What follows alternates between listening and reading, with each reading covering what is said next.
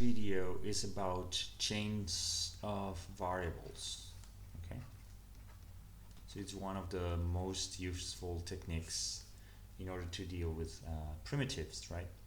So suppose we have a function f, right, and we have our primitive, which is right, and suppose we can change we change our variable x to a function of another variable t, right?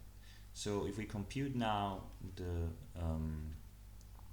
derivative of our function f expressed as a function of t, right, applying the chain rule, this is just the derivative of f capital F, which is f small f, that's what the definition of the primitive is, at g times g prime, right? So in other words, this is going to be like this, right? F at g, right, is going to be the primitive of this expression times g prime at t dt. But g of t is actually x, right? And so f of x is going to be exactly the same primitive, right? So this primitive is going to be the same.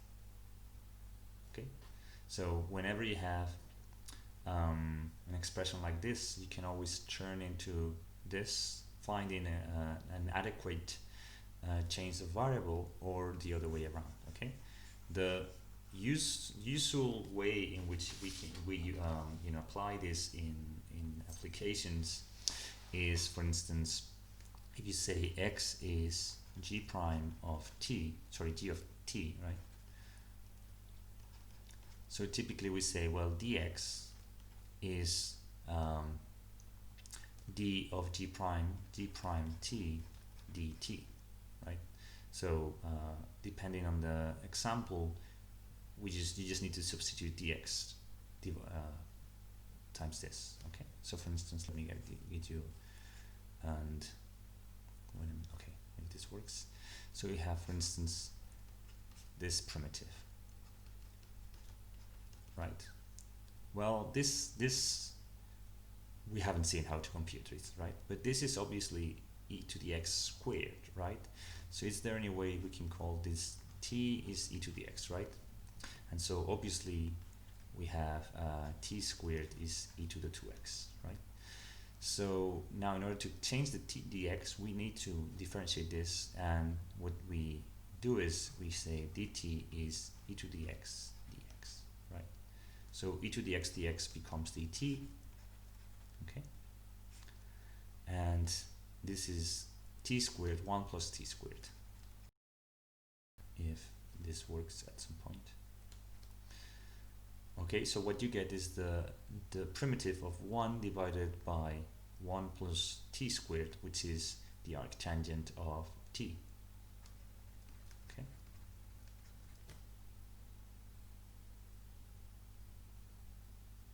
Okay. Sorry, it took some time to write. And then plus c, of course, plus the constant. Okay. Now you undo the change of variables, you get the arctangent of e to the x plus c. Okay, as easy as that. Now, so typically when you have exponentials, a very immediate change of variables to use t equals the exponential, right? So now we have this dx is the cubic root of 1 minus 2x squared minus the square root of 1 minus 2x. Okay, so in this case it's obvious that we want some expression depending on 1 minus 2x, right?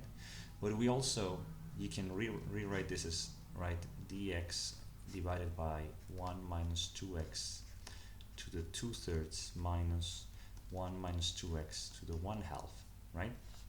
So we want a t such that when you substitute it here, you get rid of the roots, right? So one way to do it is, for instance, to choose the common multiple of 3 and 2, in this case 6. Okay, so if t to the 6th is 1 minus 2x, right, that means that For instance, if you get 1 minus 2x to the 2/3, right? You multiply this by 2/3. This is 12 divided by 3. This is t to the 4th, and then 1 minus 2x to the 1/2 is t cubed, right? So this becomes the whatever this is here divided by t4 minus t cubed, right? We just need to compute what's dt and dx, right? So here is 6t5 equals minus 2 dx, right? And so t5 dt, right? So this just becomes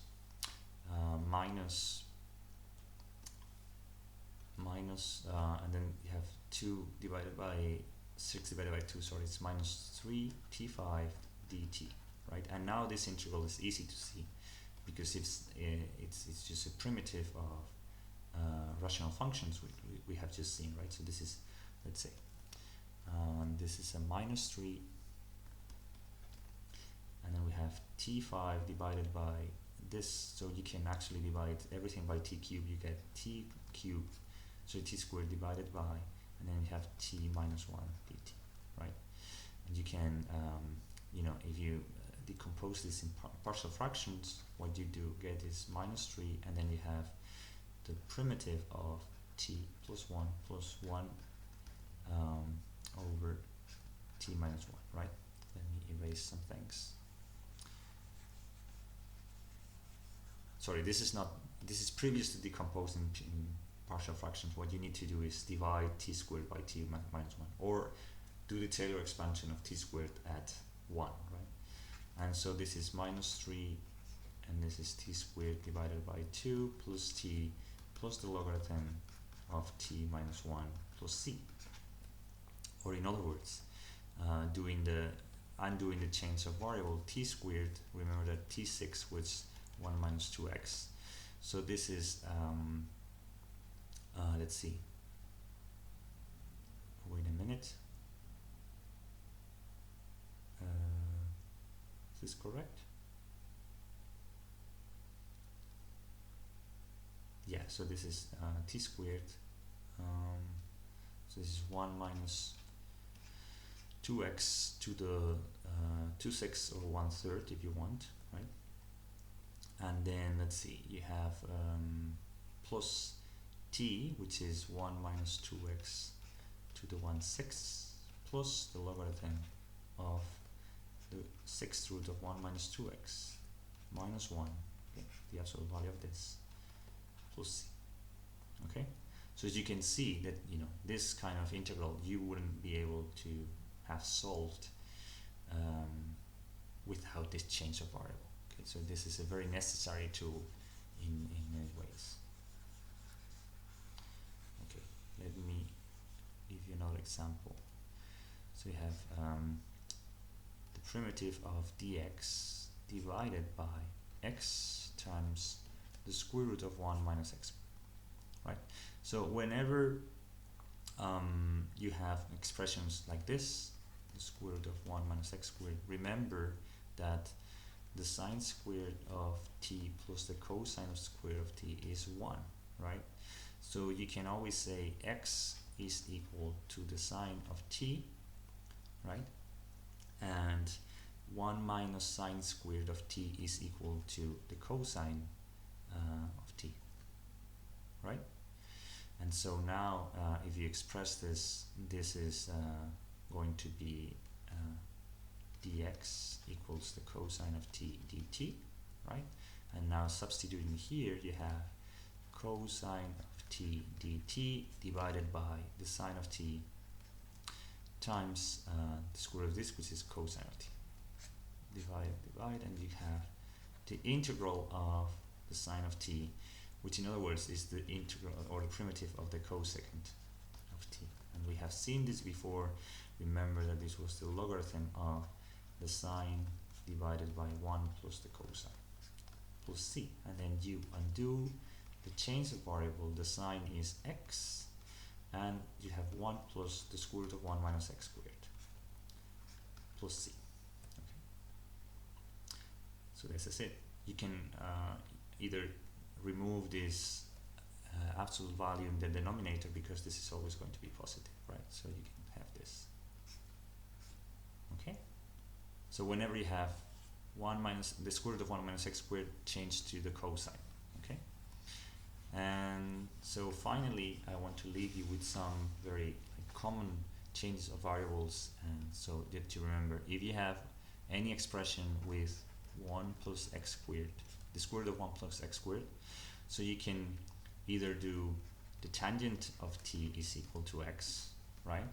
And so we have 1 plus the tangent squared of t, the square root of this, okay, this becomes this. And remember that 1 plus the tangent squared is equal to 1 over the cosine squared, or so this is equal to 1 over the cosine of t, and then you have dx is dt divided by the cosine squared of t, right? So you have these two things. Or, so this is the first change, or if you're confident with hyperbolic functions, right, you can use, right, here's the hyperbolic sign, because remember that the hyperbolic sign squared plus the hyperbolic sign, minus,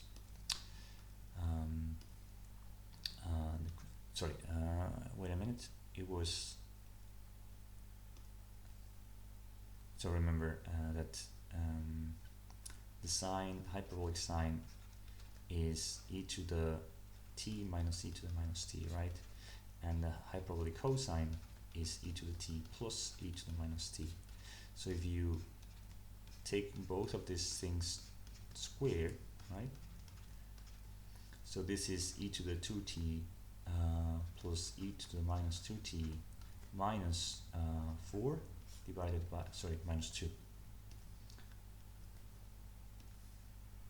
And then here you get e to the 2t plus e to the minus 2t plus 2 divided by 4, right? So this is the other way around, right? So this is